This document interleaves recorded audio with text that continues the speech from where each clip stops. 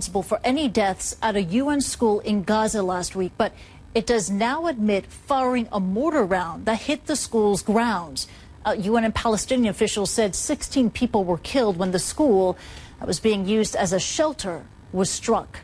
But as Sarah Seidner reports, Israel has released video that it says shows an empty courtyard at the time of impact. It was supposed to be a safe haven during intense bombing in Gaza.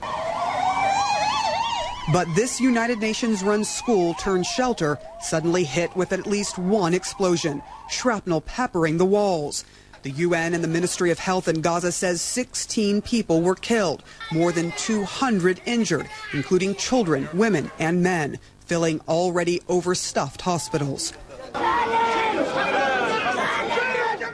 Initially, both Israel and Hamas blamed each other for the strike. Israel promised to investigate, and it did, releasing this video from the Israeli military as proof of its conclusion. The shot from high above Beit Hanun neighborhood, where the UNRWA school is located, and then a dark puff of smoke from where an Israeli mortar struck the school's inner courtyard. On a conference call, IDF spokesman Peter Lerner told us a single errant Israeli mortar landed in the courtyard in the school. The footage we have shows the courtyard was empty. It is extremely unlikely anybody was killed by that mortar fire, he said. There could have been injuries from the shrapnel, ultimately saying we reject the claim that people were killed by the IDF mortar on the school premises. The statement left many questions. We tried to get answers from the Israeli Prime Minister spokesman, Mark Regev. Well, how can they possibly know the difference between whether shrapnel kills someone or injures someone? First of all, what happened in the school was a tragedy. Innocent people were killed. The pictures are terrible, and no human being cannot be moved. The question is who is responsible. And that we have to look in very seriously and judiciously, and we have to make sure that we get to the truth. Regev says it was a mistake made in the fog of war and blames Hamas for firing rockets from near the school. The video given to the media is low resolution, making it hard to see in the shadows, and edited down to only 18 seconds. It doesn't show any rocket fire in the area at the time and doesn't extend to the minutes after the strike when ambulances are said to have arrived. CNN journalist Carl Penhall explains what he saw when he got to the scene 2 hours after the strike. There were blood stains, there were pools of blood. Those pools of blood appeared to be against the wall of the main building. That would have been consistent with that being an area that was in shade at the time that this attack took place, bearing in mind that the attack occurred about mid-afternoon Gaza time.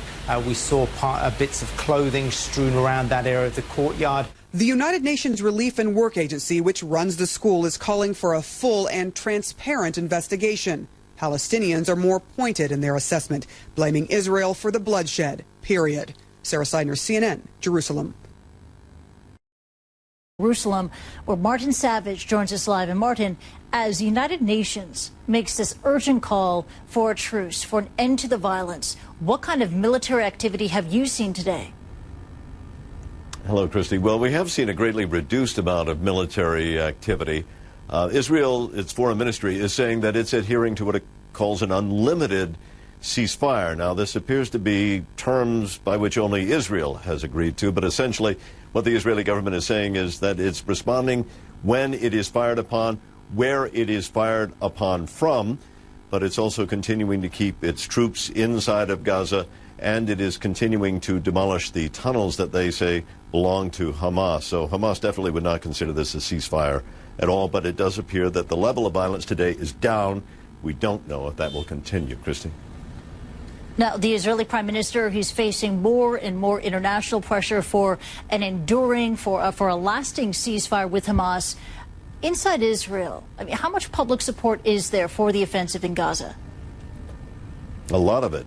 In fact, you would think that as the numbers of dead grow on both sides, that people might begin to waver. But in fact, it appears that positions on both sides are actually hardening. That is certainly true with the Israelis. There was a poll that was done over the weekend, and it showed around 86% of those asked when polled said they supported continuing the military operation in Gaza. That's an incredibly high number.